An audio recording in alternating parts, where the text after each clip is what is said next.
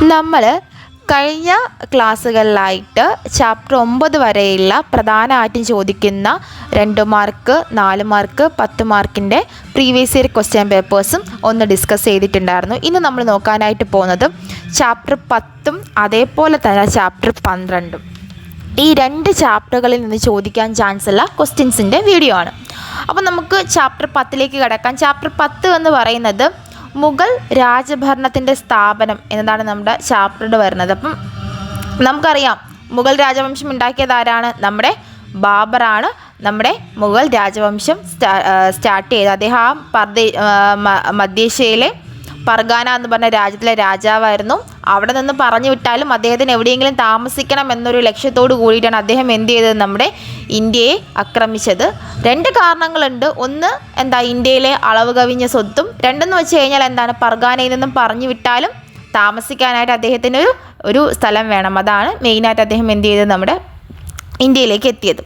അപ്പം മെയിനായിട്ട് ഇതിനകത്ത് ചോദിക്കാൻ ചാൻസുള്ള 2 ക്വസ്റ്റ്യൻസ് ആണ്. ഒന്നെന്ന് പറയുന്നത് എന്തെല്ലാം ചാലഞ്ചസ് ആണ് ഈ മുഗൾ കാലഘട്ടത്തിൽ അല്ലെങ്കിൽ മുഗൾ എംപയേഴ്സ് ഫേസ് ചെയ്തിട്ടുള്ളത്? 2 മാർക്കിന് 4 മാർക്കിന് നമുക്ക് ചോദിക്കാൻ ചാൻസ് ഉള്ള ക്വസ്റ്റ്യൻ ആണ്. എന്തൊക്കെയായിരിക്കും? ഒന്നെന്ന് പറയുമ്പോൾ നമുക്കറിയാം അന്നത്തെ കാലഘട്ടത്താണ് ഈ രജപുത്രന്മാർ, ഇടയ്ക്കിടയ്ക്ക് രജപുത്രന്മാർ വന്ന് മുഗൾമാരുമായിട്ട് യുദ്ധം ചെയ്യും. രണ്ടാമത് മറാത്ത സാമ്രാജ്യം, ശിവജിയും അവരുടെയൊക്കെ ആക്രമണവും ഒക്കെയാണ് രണ്ടാമതായിട്ട് ഇവർ ഫേസ് ചെയ്ത പ്രശ്നം. മൂന്നാമത്തെ പ്രശ്നം എന്ന് പറയുന്നത് നമ്മുടെ സൈനികർക്ക് നല്ല പരിശീലനമൊന്നും ഇവർ കൊടുത്തിട്ടുണ്ടായിരുന്നില്ല. കാരണം ഇവരുടെ കയ്യിൽ പോകുന്തോറും ഓരോ രാജാക്കന്മാരും ഓരോ യുദ്ധം ചെയ്യുന്തോറും ഇവരുടെ കയ്യിലുള്ള കാശ് ഇങ്ങനെ കുറഞ്ഞു വരികയാണ്. അപ്പം ഇത് അവരുടെ അനുഭവിച്ച വേറൊരു പ്രശ്നമാണ്. ഈ 3 പ്രശ്നങ്ങളാണ് പ്രധാനമായിട്ടും മുഗൾ രാജവംശം ഫേസ് ചെയ്തിട്ടുള്ള പ്രശ്നങ്ങളായിട്ട് നമുക്ക് പഠിക്കാനായിട്ട് ഉള്ളത്. ഇതൊന്ന് പഠിച്ചു വെച്ചേക്കുക. 2 മാർക്കിന് അല്ലെങ്കിൽ 4 മാർക്കിന് ചോദിക്കാൻ ചാൻസ് ഉള്ള ക്വസ്റ്റ്യൻ ആണ്. പിന്നെ ചോദിക്കാൻ ചാൻസ് ഉള്ളത് നമ്മുടെ ശിവജിയുടെ അഡ്മിനിസ്ട്രേഷൻ എങ്ങനെയായിരുന്നു ശിവജിയുടെ കാലഘട്ടം. നമുക്കറിയാം ശിവജിയുടെ ഭരണം എന്ന് പറയുന്നത് കുറച്ച് നാൾ നീണ്ടുനിന്ന ഭരണമാണെങ്കിലും നല്ലൊരു ഭരണമായിരുന്നു അദ്ദേഹം കാഴ്ചവെച്ചത്. രാജ്യത്തിൻ്റെ തലവൻ എന്ന് പറയുന്നത് ആരായിരിക്കും? നമ്മുടെ ശിവജിയാണ്.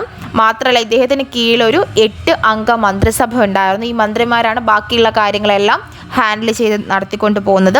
രാജ്യത്തെ ഇദ്ദേഹം എന്ത് ചെയ്തു? ആദ്യം പ്രവശ്യകളായിട്ട് ഡിവൈഡ് ചെയ്തു. പ്രവശ്യകളെ വീണ്ടും എന്ത് ചെയ്തു? അദ്ദേഹം വീണ്ടും ഡിവൈഡ് ചെയ്തിട്ട് അവിടെ ഓരോ മന്ത്രിമാരെ നിയമിച്ചിട്ട് അവരുടെ കാര്യങ്ങളൊക്കെ എന്ത് ചെയ്തു? ഇദ്ദേഹം ചെയ്തു കൊടുത്തു. അന്നത്തെ കാലത്ത് 2 തരത്തിലുള്ള നികുതിയായിരുന്നു ഉണ്ടായിരുന്നത്. ഒന്ന് ചൗത്തും അതേപോലെ തന്നെ സർദേശ് മുഖ്യം. അപ്പം ഇത്രയും കാര്യങ്ങളാണ് നമ്മുടെ ഈ ശിവജിയുടെ അഡ്മിനിസ്ട്രേഷനിൽ നമുക്ക് പഠിക്കാനായിട്ടുള്ളത്. അപ്പം ഈ 2 ക്വസ്റ്റ്യൻസ് ആണ് 10ാമത്തെ ചാപ്റ്ററിൽ നിന്ന് ചോദിക്കാൻ ചാൻസ് ഉള്ള ക്വസ്റ്റ്യൻസ്. നമ്മുടെ ചാപ്റ്ററിൻ്റെ ഡീറ്റെയിൽ വീഡിയോ വേണമെങ്കിൽ നമ്മുടെ ചാനലിൽ പോയി കഴിഞ്ഞാൽ നിങ്ങൾക്കത് കിട്ടും. നമുക്കിനി കുറച്ച് കാര്യങ്ങൾ കൂടി പറഞ്ഞുതരാം. അപ്പം നമ്മൾ പറഞ്ഞു മുഗൾ രാജവംശം സ്റ്റാർട്ട് ചെയ്തത് ബാബറാണെന്ന് പറഞ്ഞു. ബാബർ അന്ന് മുഗൾ ഭരിച്ചുകൊണ്ടിരുന്നത് ഇബ്രാഹിം ലോധിയായിരുന്നു. ലോധിയും ബാബറും തമ്മിലുള്ള യുദ്ധത്തിൽ നമ്മുടെ ബാബർ ജയിച്ചു. അങ്ങനെയാണ് നമ്മുടെ മുഗൾ രാജവംശം സ്റ്റാർട്ട് ചെയ്തത്. ആ യുദ്ധത്തിന് നമ്മൾ 1ാം പാനിപ്പത്ത് യുദ്ധം എന്ന് പറയുന്നു, 1956 കേട്ടോ. അത് കഴിഞ്ഞിട്ടൊരു യുദ്ധവും കൂടെ ഉണ്ടായിരുന്നു, ഖ്വായ യുദ്ധം 1957. ബാബറും റാണ സിംഗും തമ്മിൽ നടന്നൊരു യുദ്ധമാണ്. എന്തിനു വേണ്ടിയിട്ട്? ഉത്തരേന്ത്യ പിടിച്ചെടുക്കാനായിട്ടും. പിന്നെ നടന്നൊരു യുദ്ധമുണ്ട്, ഗോഗ്രോ യുദ്ധം 1529. ഈ യുദ്ധത്തിൻ്റെ പ്രത്യേകത എന്ന് വെച്ച് കഴിഞ്ഞാൽ അഫ്ഗാൻ റൂളറായിട്ടുള്ള ലോധിയായിട്ട് നടന്ന യുദ്ധമാണ്. എന്തിനു വേണ്ടിയിട്ട്? നമ്മൾ ഓൾമോസ്റ്റ് പ്രദേശങ്ങളും ഈ യുദ്ധത്തിലൂടെ അദ്ദേഹത്തിന് പിടിച്ചെടുക്കാനായിട്ട് സാധിച്ചു. അദ്ദേഹത്തിൻ്റെ കാലഘട്ടത്തിന് ശേഷം വന്ന ആളാണ് നമ്മുടെ ഹുമയൂൺ ബാബറിൻ്റെ മകനാണ്. അദ്ദേഹം വളരെയധികം റിലീജിയസ് ടോളറൻസ് ഉള്ള ഒരു രാജാവായിരുന്നു. അത് കഴിഞ്ഞ് വന്ന ആളാണ് നമ്മുടെ അക്ബർ 13 വയസ്സിൽ അധികാരത്തിലേറിയിട്ടുള്ള രാജാവാണ്. ഇദ്ദേഹം അക്ബർ ഉണ്ടാക്കിയ മതമാണ് ദിൻ ഇലാഹി എന്ന് പറഞ്ഞ മതം. 1 മാർക്കിന് ചോദിക്കാൻ ചാൻസ് ഉള്ള ക്വസ്റ്റ്യൻ ആണ്. എന്താണ് ഈ ദിൻ ഇലാഹി എന്ന് പറഞ്ഞ മതം കേട്ടോ. അത് കഴിഞ്ഞിട്ട് അക്ബറും ഹെമ്മുവും തമ്മിലൊരു യുദ്ധം ഉണ്ടായി. അതിനെ നമ്മൾ 2ാം പാനിപ്പത്ത് യുദ്ധം എന്ന് പറയുന്നു. ആഗ്രയെ ചൊല്ലി അല്ലെങ്കിൽ ആഗ്രയുടെ അടുത്ത് കിടക്കുന്ന പ്രദേശങ്ങളെ ചൊല്ലിയിട്ടാണ് എന്ത് ചെയ്തത്? ഈ ഒരു 2ാം പാനിപ്പത്ത് യുദ്ധം നടന്നിട്ടുള്ളത്. അപ്പം നമ്മളിങ്ങനെ ഇതൊക്കെ നോക്കുന്നത് എന്താണെന്ന് വെച്ച് കഴിഞ്ഞാൽ ചിലപ്പോൾ 1 വേർഡ് ക്വസ്റ്റ്യൻസിൽ നിങ്ങൾക്ക് വേണമെങ്കിൽ ഇതൊക്കെ ചോദിക്കാൻ ചാൻസ് ഉണ്ട്.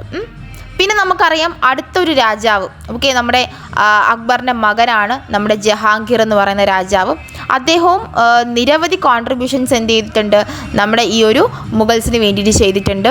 അദ്ദേഹത്തിൻ്റെ കാലഘട്ടത്തിലും ഒരുപാട് ആളുകൾ നമ്മുടെ മുഗൾ രാജവംശം സന്ദർശിച്ചിട്ടുണ്ട്. മനസ്സിലായോ? അദ്ദേഹം പ്രധാനമായിട്ടും ചെയ്തിട്ടുള്ളൊരു നേട്ടമെന്ന് പറയുന്നത് രജപുത്രന്മാരിൽ നിന്നും രാജ്യത്തെ സംരക്ഷിച്ചു. അത് കഴിഞ്ഞ് വന്ന ആളാണ് നമ്മുടെ ഷാജഹാൻ. തൻ്റെ ഭാര്യയുടെ മരണത്തോട് കൂടിയിട്ട് അദ്ദേഹം എന്ത് ചെയ്തു, താജ്മഹൽ എന്ന് പറയുന്ന ഒരു സംഭവം നിർമ്മിച്ചു. പിന്നെ സമ്പത്ത് മുഴുവൻ താജ്മഹലിലേക്ക് കോൺട്രിബ്യൂട്ട് ചെയ്തു. അത് രാജ്യത്തിനെ കടബാധ്യതയിലാക്കും എന്ന് ആര് കണ്ടെത്തി? അദ്ദേഹത്തിൻ്റെ മകനായിട്ടുള്ള ഔറംഗസീബ് കണ്ടെത്തി. അങ്ങനെ ഷാജഹാനെ തുറങ്കലിൽ അടച്ചിട്ട് ഔറംഗസീബ് അധികാരത്തിൽ വന്നു. ഇദ്ദേഹം ഭയങ്കരമായിട്ട് ഒരു സുന്നി മുസ്ലിം ആയിരുന്നു. ഇസ്ലാം മതത്തിൻ്റെ പോലെ തന്നെയായിരുന്നു ഇദ്ദേഹം നയിച്ചിരുന്നത്. ഇദ്ദേഹത്തിൻ്റെ ആ ഒരു രാജ്യത്തിൻ്റെ അകത്ത് സംഗീതമോ നൃത്തമോ പരിപാടികൾ അങ്ങനെ ഒന്നും ഉണ്ടായിരുന്നില്ല. ഈ ഒരു കാലഘട്ടത്തിൽ എന്താണ്, വളരെ ലളിത ജീവിതമായിരുന്നു ഇദ്ദേഹം നയിച്ചത്. ഈ ഒരു കാലഘട്ടത്തിൽ എന്താണ്, നമ്മുടെ രജപുത്രന്മാരുമായിട്ടുള്ള ഒരു കാര്യങ്ങളെല്ലാം വഷളായി. അങ്ങനെ എന്ത് ചെയ്തു, പിന്നെ വന്ന ഒരു രാജവംശമാണ് ഈ മുഗൾസിൻ്റെ പരാജയത്തോടു കൂടി വന്നിട്ടുള്ളതായിരുന്നു നമ്മുടെ മറാത്ത സാമ്രാജ്യം. നമ്മൾ മറാത്തമാരുടെ അനുഭവിച്ച കാര്യങ്ങളൊക്കെ നമ്മൾ നോക്കി. ഇത്രയാണ് ആ ഒരു ചാപ്റ്ററിനകത്ത് നിന്ന് പഠിക്കാനായിട്ടുള്ളത്. അതൊരു ഞാൻ ഷോർട്ട് സമ്മറിയാണ് പറഞ്ഞു തന്നത്. ആദ്യം ഞാൻ പറഞ്ഞ ക്വസ്റ്റ്യൻസൊക്കെ നന്നായിട്ട് പഠിക്കാനായിട്ട് നോക്കുക. ഇനി നമുക്ക് ചാപ്റ്റർ 12 കിടക്കാം. ഇനി നമ്മൾ അടുത്ത് നോക്കാനായിട്ട് പോകുന്നത് ചാപ്റ്റർ 12 ഭരണ സംവിധാനത്തിൻ്റെ സ്ഥാപനങ്ങൾ. അപ്പം ഇതിനകത്ത് നമുക്ക് പഠിക്കാനായിട്ടുള്ളത് നമ്മുടെ അലാവുദ്ദീൻ ഖിൽജിയുടെ ഭൂപരിഷ്കരണ നിയമങ്ങളാണ്. 10 മാർക്കിന് ചോദിച്ചിട്ടുണ്ട്, 4 മാർക്കിനും ചോദിച്ചിട്ടുണ്ട് കേട്ടോ. അപ്പം നമുക്കറിയാം അലാവുദ്ദീൻ ഖിൽജി എന്ന് പറയുന്നത് എന്താണ്, നമ്മുടെ ഡൽഹി സുൽത്താനേറ്റിൽ ആദ്യമായിട്ട് ഒരു പരിഷ്കാരം നടപ്പിലാക്കിയ നമ്മുടെ അലാവുദ്ദീൻ ഖിൽജിയാണ്. മാത്രമല്ല ഇദ്ദേഹം ഡൽഹി എന്ന് പറയുന്ന ആ ഒരു പ്രദേശത്തെ 3 വിപണിയായിട്ട് തരംതിരിച്ചു. പൊതുവിപണി, ദ്രവ്യ വിപണി, കുതിര വിപണി. അപ്പം ഈ 3 വിപണിയിലും ഡിഫറെൻ്റ് ആയിട്ടുള്ള ഐറ്റംസ് ആയിരിക്കും കച്ചവടമൊക്കെ ചെയ്യുന്നതും. അതിൻ്റെ വില കാര്യങ്ങളെല്ലാം എന്ത് ചെയ്തു, ഇദ്ദേഹം നിയന്ത്രീകരിച്ചു. മാത്രമല്ല ഇതിലെ എല്ലാ ഉൽപ്പന്നങ്ങൾക്കും അദ്ദേഹം എന്ത് ചെയ്തു, നിശ്ചിത വില ഏർപ്പെടുത്തിയിട്ടുണ്ടായിരുന്നു. മാത്രമല്ല ഇദ്ദേഹം ചെയ്ത വേറൊരു നല്ല കാര്യമാണ്, ക്ഷാമ കാലഘട്ടത്ത് ഉപയോഗിക്കാനായിട്ട് സർക്കാരിൻ്റെ കീഴിലൊരു ഭണ്ഡാരം, ലൈക്ക് ഒരു ഖജനാവ് പോലെ, അതായത് ഈ പൈസ ഉപയോഗിച്ചുകൊണ്ട് നമുക്ക് എന്ത് ചെയ്യാൻ പറ്റും, ക്ഷാമ കാലഘട്ടത്തിൽ കാര്യങ്ങളൊക്കെ ഹാൻഡിൽ ചെയ്യാം. അങ്ങനെയുള്ള കുറേ കാര്യങ്ങൾ അദ്ദേഹം ചെയ്തു. ഇതാണ് അലാവുദ്ദീൻ ഖിൽജിയിലെ പ്രധാനമായിട്ടുള്ള ഭൂപരിഷ്കരണ നയങ്ങളായിട്ട് നമുക്ക് പഠിക്കാനായിട്ട് ഉള്ളത്. അത് കഴിഞ്ഞ് നമുക്ക് നെക്സ്റ്റ് പഠിക്കാനായിട്ടുള്ളത് local administration of Delhi sultanate. Delhi സുൽത്താനേറ്റിൻ്റെ കീഴിലുണ്ടായ ലോക്കൽ അഡ്മിനിസ്ട്രേഷൻസ് എങ്ങനെയെല്ലാം ആയിരുന്നു. നമുക്കറിയാം ഡൽഹി സുൽത്താനേറ്റിൽ നമുക്കറിയാം ഒരു തലവൻ ഉണ്ടായിരിക്കും. മാത്രമല്ല ഓരോ ജില്ലകളെയും അദ്ദേഹം ഗ്രാമങ്ങളായി തരംതിരിച്ചു. ഈ ഗ്രാമപ്രദേശങ്ങളെ നമ്മൾ ഇക്ത എന്നാണ് വിളിച്ചിട്ടുണ്ടായിരുന്നത്. ഈ ഗ്രാമപ്രദേശങ്ങളിൽ കാര്യങ്ങളൊക്കെ നിയന്ത്രിക്കാനായിട്ട് ഒരു ഭരണ തലവനും ഉണ്ടായിരുന്നു. അയാളെ നമ്മൾ എന്തെന്ന് പറയുന്നു, ഇക്താദാർ എന്നാണ് വിളിച്ചിട്ടുണ്ടായിരുന്നത്. മാത്രമല്ല ഈ ഇക്താദാർ എന്ന് പറയുന്നത് ഇക്താ തലവൻ്റെ ഹെഡായിട്ടുള്ള ഒരാളുണ്ടാവും. അയാളെ നമ്മൾ മുക്തികൾ എന്നാണ് പറഞ്ഞിട്ടുണ്ടായിരുന്നത്. അങ്ങനെ ഇവിടെയൊക്കെ ജോലി എന്താണെന്ന് വെച്ച് കഴിഞ്ഞാൽ നികുതി ശേഖരിക്കൽ, സൈന്യത്തിൻ്റെ കാര്യങ്ങൾ നോക്കൽ, ഇങ്ങനെയുള്ള കുറേ ഉത്തരവാദിത്തങ്ങളാണ് ഇവർക്ക് ഉണ്ടായിരുന്നത് കേട്ടോ. ഇതായിരുന്നു മെയിനായിട്ട് അഡ്മിനിസ്ട്രേഷനുമായി ബന്ധപ്പെട്ട് നമുക്ക് പഠിക്കാനായിട്ടുള്ളത്, ലോക്കൽ അഡ്മിനിസ്ട്രേഷനുമായിട്ട് പഠിക്കാനായിട്ടുള്ളത്. ഇനി നമുക്ക് അടുത്തൊരു ക്വസ്റ്റ്യനിലേക്ക് പോവാം. അടുത്തൊരു ക്വസ്റ്റ്യൻ എന്ന് വെച്ച് കഴിഞ്ഞാൽ discuss the administrative system under Mughals. മുഗൾസിൻ്റെ കാലഘട്ടത്തിലുള്ള അഡ്മിനിസ്ട്രേഷൻ സിസ്റ്റംസ് എങ്ങനെയായിരുന്നു? 10 മാർക്കിൻ്റെ ക്വസ്റ്റ്യൻ ആണ് കേട്ടോ. അപ്പം നമുക്കറിയാം മുഗളന്മാരുടെ കാലഘട്ടത്തിൽ ഒരു ചക്രവർത്തി ഉണ്ടായിരുന്നു. ചക്രവർത്തിയായിരുന്നു അവിടുത്തെ തലവൻ എന്ന് പറയുന്നത്. ഇദ്ദേഹം എന്ത് ചെയ്യുന്നത്, നിയമം നിർദ്ദേശം ഒക്കെ ചെയ്യുന്നത് ഈ ഒരു ചക്രവർത്തിയാണ്. അത് കഴിഞ്ഞിട്ട് വരുന്ന ഒരു ഓഫീസറാണ് ദിവാൻ. ഇദ്ദേഹം എന്ന് വെച്ചാൽ വകുപ്പ് കാര്യങ്ങൾ നോക്കുന്ന ആളാണ്. നികുതി ശേഖരിക്കൽ, അത് ചെലവാക്കൽ ഒക്കെ കാര്യങ്ങൾ ചെയ്യുന്നത് ആരാണ്? ഈ ദിവാൻ്റെ ഡ്യൂട്ടിയാണ്. അത് കഴിഞ്ഞ് വരുന്നത് മിർ ഖഷീഫ് എന്ന് വെച്ച് കഴിഞ്ഞാൽ സൈന്യത്തിൻ്റെ തലവനാണ്. അപ്പം സൈനികരുടെ നിയമിക്കൽ, അവരുടെ ശമ്പളം തുടങ്ങിയ കാര്യങ്ങളൊക്കെ ഡീൽ ചെയ്യുന്നത് ആരായിരിക്കും? ഈ മിർ ഖഷീഫ് ആയിരിക്കും. അത് കഴിഞ്ഞ് വരുന്ന ഒരാളാണ് സൗബേക്കർ. സൗബേക്കർ എന്ന് വെച്ച് കഴിഞ്ഞാൽ നമ്മുടെ പ്രവശ്യകളുണ്ടല്ലോ, ഈ പ്രവശ്യകളിലെ ഭരിച്ചിരുന്ന അധികാരിയായിരിക്കും. പ്രവശ്യകൾക്ക് അകത്തുള്ള നികുതി, നിയമം, സൈന്യം ഇതൊക്കെ നോക്കുന്നത് ആരായിരിക്കും? ഈ ഒരു സൗബേക്കത്ത് ആയിരിക്കും. അത് കഴിഞ്ഞ് വരുന്ന എന്താണ്? പർഗാനകൾ, അതേപോലെ തന്നെ സർക്കാരുകൾ എന്ന് വെച്ചാൽ ജില്ലകളെ കേന്ദ്രീകരിച്ച് ഭരിക്കുന്ന ആളുകൾ. പർഗാനകൾ എന്ന് പറയുമ്പോൾ താലൂക്കുകളെ വിഭജിച്ച് ഭരിക്കുന്ന ആളുകൾ. അപ്പം ഇത്രയും കാര്യങ്ങളാണ് നമ്മുടെ ലോക്കൽ എല്ലാം administrative system under the Mughals rule. അപ്പം മാറിപ്പോവല്, ലോക്കൽ വേറെ, അഡ്മിനിസ്ട്രേറ്റീവ് സിസ്റ്റം വേറെ. അഡ്മിനിസ്ട്രേറ്റീവ് സിസ്റ്റം 10 മാർക്കിന് ചോദിച്ച ഒരു ക്വസ്റ്റ്യൻ ആണ് കേട്ടോ. ഇനി നമുക്ക് അടുത്തൊരു ക്വസ്റ്റ്യനിലേക്ക് കടക്കാം. Difference between jagirdari system and mansabdari system. Mansabdari സിസ്റ്റവും ജാഗിർദാരി സിസ്റ്റവും തമ്മിലുള്ള ഡിഫറൻസ് എന്തൊക്കെയാണ്? ഇതൊരു ഷുവറായിട്ട് ചോദിക്കുന്ന ക്വസ്റ്റ്യൻസ് ആണ്. ഒന്നായിട്ട് ചോദിക്കാം. എക്സ്പ്ലെയിൻ ദി ജാഗിർദാരി സിസ്റ്റം അല്ലെങ്കിൽ എക്സ്പ്ലെയിൻ ദി മൻസബ്ദാരി സിസ്റ്റം. അങ്ങനെ വേണമെങ്കിലും ചോദിക്കാം, അല്ലെങ്കിൽ രണ്ടും തമ്മിലുള്ള ഡിഫറൻസ് ആയിട്ടും ചോദിക്കാം. എങ്ങനെ വേണമെങ്കിലും ഇതിൽ ചോദിക്കാൻ പറ്റും. അപ്പം ജഗീർദാരി സിസ്റ്റം എന്താണെന്ന് വെച്ചാൽ ഡൽഹി സുൽത്താനേറ്റിൻ്റെ കാലഘട്ടത്തിൽ നടപ്പിലാക്കിയ ഒരു സിസ്റ്റമാണ്. ഈ സിസ്റ്റം പ്രകാരമാണ് എന്ത് ചെയ്യുന്നത്, ഉദ്യോഗസ്ഥർക്കും സൈന്യത്തിനും നമ്മൾ എന്ത് കൊടുക്കുന്നത്, വേതനം കൊടുക്കുന്നത് വരുമാനക്രമം അനുസരിച്ചായിരിക്കും കൊടുക്കുന്നത്. അതിന് നമ്മൾ ജഗീർ എന്നാണ് അറിയപ്പെടുന്നത്. ഇനി അടുത്ത് മൻസബ്ദാരി സിസ്റ്റം എന്താണെന്ന് വെച്ച് കഴിഞ്ഞാൽ മുഗൾ ഭരണകാലത്ത് ആരംഭിച്ചിട്ടുള്ള ഒരു സിസ്റ്റമാണ്.